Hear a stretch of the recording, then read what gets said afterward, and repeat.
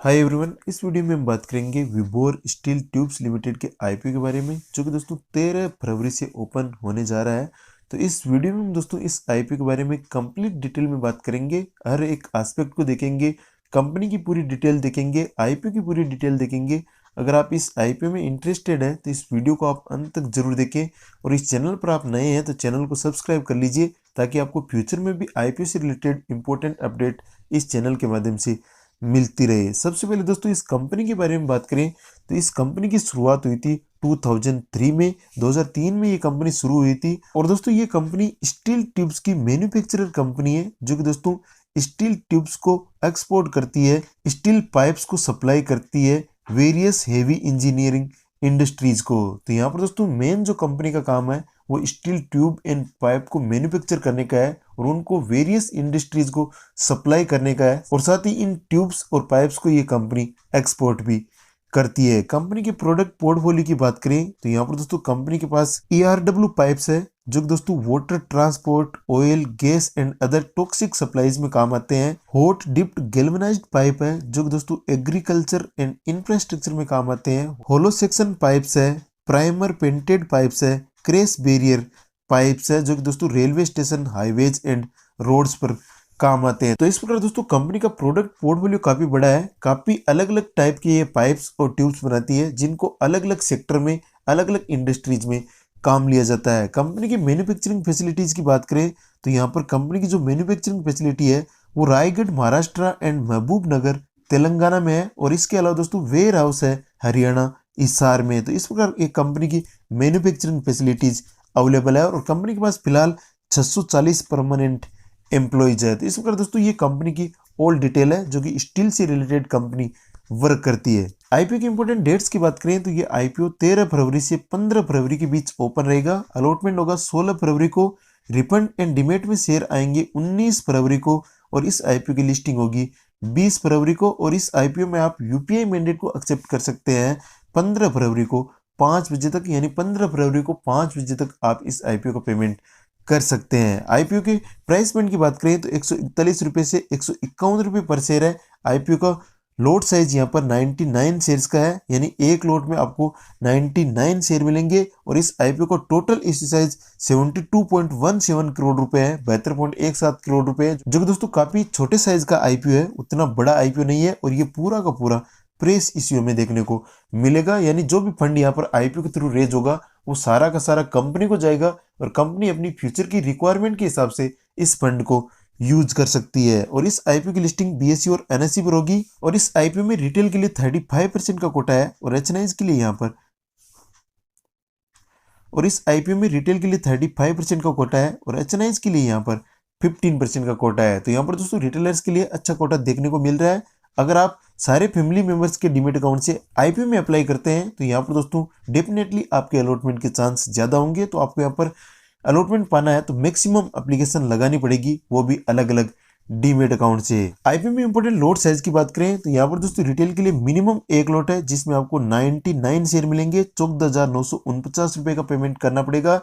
एसएचएनआई category में अगर आप अप्लाई करना चाहते हैं तो मिनिमम 14 लॉट है, 1386 शेयर मिलेंगे, और 2,09,286 रुपए का पेमेंट आपको करना पड़ेगा। और बिग एचएनआई कैटेगरी में अगर आप अप्लाई करना चाहते हैं तो 67 लॉट के लिए अप्लाई करना पड़ेगा, और यहाँ पर दोस्तों आपको जो अलॉटमेंट मिलेगा वो 1386 शेयर्स का मिलेगा, यानी आपको 6633 शेयर के लिए अप्लाई करना पड़ेगा, लेकिन अलॉटमेंट आपको 1386 पर मिलेगा, क्योंकि यहाँ पर दोस्तों जो एचएनआई कैटेगरी के लिए मिनिमम लॉट साइज है 14 लॉट, उतना ही अलॉटमेंट मिलता है। यहाँ पर बीएचएनआई कैटेगरी में थोड़ा सा अलॉटमेंट का चांस ज्यादा होता है, इसलिए लोग यहाँ पर बिग एचएनआई कैटेगरी को टारगेट करते हैं, और यहाँ पर आपको 10 लाख रुपए से ऊपर का पेमेंट करना पड़ेगा। तो अलग अलग कैटेगरी में अगर आप आईपीओ अप्लाई करना चाहते हैं तो इन लोड साइज को जरूर ध्यान में रखिएगा, इन लोड साइज के हिसाब से ही आपको आईपीओ में अप्लाई करना है। इसके बाद दोस्तों इस कंपनी के फाइनेंशियल्स पर नजर डालें तो यहाँ पर दोस्तों फाइनेंशियल ईयर 2021 से 2023 के बीच में आप देख सकते हैं कंपनी की जो टोटल असेट्स है वो लगातार यहाँ पर बढ़ रही है। रेवेन्यू की बात करें तो रेवेन्यू भी दोस्तों लगातार बढ़ रहा है। फाइनेंशियल ईयर 2021 में 511.51 करोड़ रुपए का टोटल रेवेन्यू था,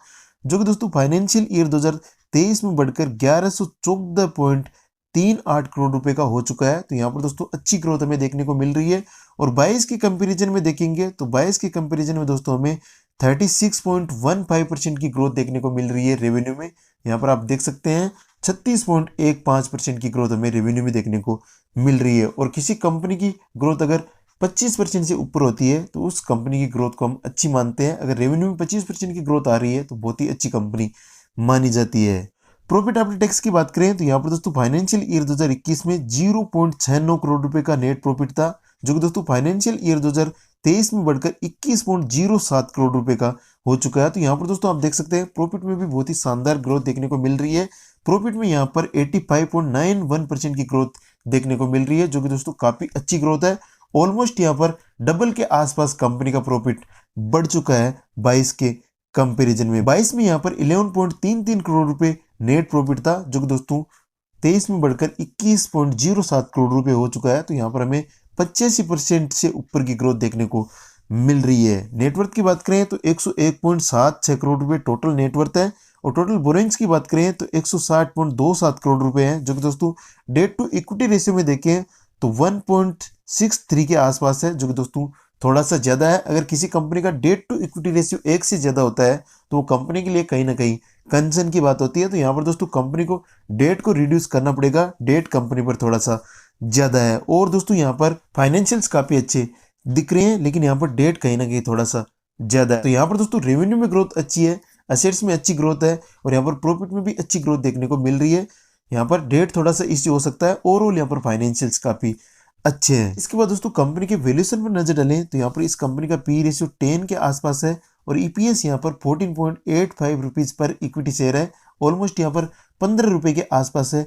कंपनी का आरओई 25% से ऊपर है, और यहाँ पर आरओसी भी 16% से ऊपर है, यानी दोनों रेशियो 15% से ऊपर है। और रिटर्न ऑन नेटवर्थ भी 22% से ऊपर है। तो ये तीनों फाइनेंशियल रेशियो 15% से ऊपर है। ये दोस्तों कंपनी के लिए बहुत ही अच्छी बात है। अगर ये तीनों फाइनेंशियल रेशियो 15% से ऊपर होते हैं तो उस कंपनी की ग्रोथ को अच्छी ग्रोथ मान सकते हैं। डेट टू इक्विटी रेशियो थोड़ा सा ज्यादा है, मैंने पहले ही आपको बता दिया है। तो यहाँ पर दोस्तों वैल्यूएशन भी अट्रैक्टिव लग रहा है, कहीं ना कहीं कंपनी की ग्रोथ काफी अच्छी है, लेकिन डेट यहाँ पर थोड़ा सा ज्यादा है। और इसको अगर हम पीयर से कंपेयर करें तो यहाँ पर दोस्तों एपीएल अपोलो ट्यूब्स लिमिटेड है, जो कि दोस्तों 64 की पी पर लिस्ट है। हाईटेक पाइप्स लिमिटेड है, जो कि दोस्तों 47 की पी पर लिस्ट है। ऑलमोस्ट यहाँ पर 48 है। गुड लक इंडिया लिमिटेड है, जो कि दोस्तों 31 की पी पर लिस्ट है। रामा स्टील ट्यूब्स लिमिटेड है, जो कि दोस्तों 37 की पी पर लिस्ट है। तो यहाँ पर दोस्तों पीयर कंपेरिजन में भी कहीं ना कहीं कंपनी अच्छी दिख रही है। यहाँ पर सारे पीयर्स का जो हमने यहाँ पर पी देखा है वो कहीं ना कहीं हाई लग रहा है, वो 10 के आसपास थी। तो यहाँ पर दोस्तों पीयर कंपैरिजन में भी कहीं ना कहीं कंपनी ने अपना वैल्यूएशन काफी अच्छा रखा है, वैल्यूएशन काफी अच्छा दिख रहा है। तो यहाँ पर दोस्तों ओवरऑल पीयर कंपैरिजन में भी कंपनी कहीं ना कहीं अच्छी दिख रही है। इसके बाद दोस्तों आईपीओ लाने के ऑब्जेक्ट्स की बात करें तो कंपनी ने यहाँ पर आईपीओ लाने के 2 ऑब्जेक्ट्स बताए हैं। इसमें दोस्तों एक है वर्किंग कैपिटल रिक्वायरमेंट, और दूसरा यहाँ पर है जनरल कॉर्पोरेट पर्पजेज। आईपीओ के रजिस्ट्रार की बात करें तो यहाँ पर दोस्तों इस आईपीओ का रजिस्ट्रार है केपिन टेक्नोलॉजीज लिमिटेड। तो जैसे दोस्तों इस आईपीओ का अलॉटमेंट होता है, आप केपिनटेक की वेबसाइट पर जाकर अपना अलॉटमेंट स्टेटस चेक कर सकते हैं। अगर आपको आईपीओ अलॉट होता है तो वहां पर अलॉटेड शो होगा, अगर आपको आईपीओ अलॉट होता है तो वहां पर अलॉटेड शो होगा। अगर आपको आईपीओ अलॉटमेंट नहीं मिलता है तो वहां पर अलॉटेड क्वांटिटी में 0 शो होगा। तो आप अपना अलॉटमेंट स्टेटस केपिन टेक्नोलॉजीज लिमिटेड की वेबसाइट पर जाकर देख सकते हैं। अब हम दोस्तों अंत में इस आईपीओ का ग्रे मार्केट प्रीमियम भी देख लेते हैं, जिससे हमें पता चलेगा कि इस आईपीओ की ग्रे मार्केट में डिमांड कैसी है और इस आईपीओ में हम कितना लिस्टिंग गेन एक्सपेक्ट कर सकते हैं। तो यहाँ पर दोस्तों इस आईपीओ का ग्रे मार्केट प्रीमियम फिलहाल 130 रुपये चल रहा है, जो कि दोस्तों रफली 86% के आसपास है। तो यहाँ पर दोस्तों ग्रे मार्केट में डिमांड काफी अच्छी दिख रही है। 86% की डिमांड हमें यहाँ पर देखने को मिल रही है। अगर ग्रे मार्केट के हिसाब से आईपीओ की लिस्टिंग होती है तो यहाँ पर एक अच्छा लिस्टिंग है हमें इस आईपीओ में देखने को मिल सकता है। और दोस्तों अगर ये ग्रे मार्केट प्रीमियम आने वाले दिनों में कम भी होता है तो वहां पर भी दोस्तों हमें 30 से 50% के बीच में लिस्टिंग गेन होता हुआ दिख रहा है, क्योंकि दोस्तों आईपीओ की डिमांड अच्छी है, कंपनी के फाइनेंशियल्स एंड वैल्यूएशन भी काफी अच्छे हैं। तो यहाँ पर दोस्तों इतना लिस्टिंग गेन हम इस आईपीओ से एक्सपेक्ट कर सकते हैं। तो फिलहाल दोस्तों ग्रे मार्केट में डिमांड काफी अच्छी है, यहाँ पर हमें एक अच्छा लिस्टिंग गेन होता हुआ दिख रहा है। लेकिन दोस्तों ग्रे मार्केट टेम्परेरी होता है, इसकी बेस पर हमें कोई भी डिसीजन नहीं लेना चाहिए। हमें कंपनी के हर एक एस्पेक्ट को देखना चाहिए, फाइनेंशियल्स एंड फंडामेंटल्स का पूरा एनालिसिस करने के बाद ही हमें आईपीओ में अप्लाई करने का डिसीजन लेना चाहिए। तो इस प्रकार दोस्तों ये आईपीओ से रिलेटेड इंपॉर्टेंट अपडेट थी, जो कि मैंने आपको डिटेल में बता दी है। अगर कोई भी कंफ्यूजन है तो नीचे कमेंट सेक्शन में लिखकर पूछ सकते हैं। फिलहाल के लिए दोस्तों इस वीडियो में इतना ही। अगर आपको वीडियो पसंद आए तो वीडियो को लाइक करें, चैनल पर आप नए हैं तो चैनल को सब्सक्राइब करें, साथ में बेल नोटिफिकेशन को जरूर ऑन करें ताकि आपको फ्यूचर में भी आईपीओ से रिलेटेड इंपॉर्टेंट वीडियो देखने को मिलते रहे। तो चलिए दोस्तों, मिलते हैं आपसे नेक्स्ट वीडियो में, तब तक के लिए कीप लर्निंग, देखते रहिए वेल्थ राइजर।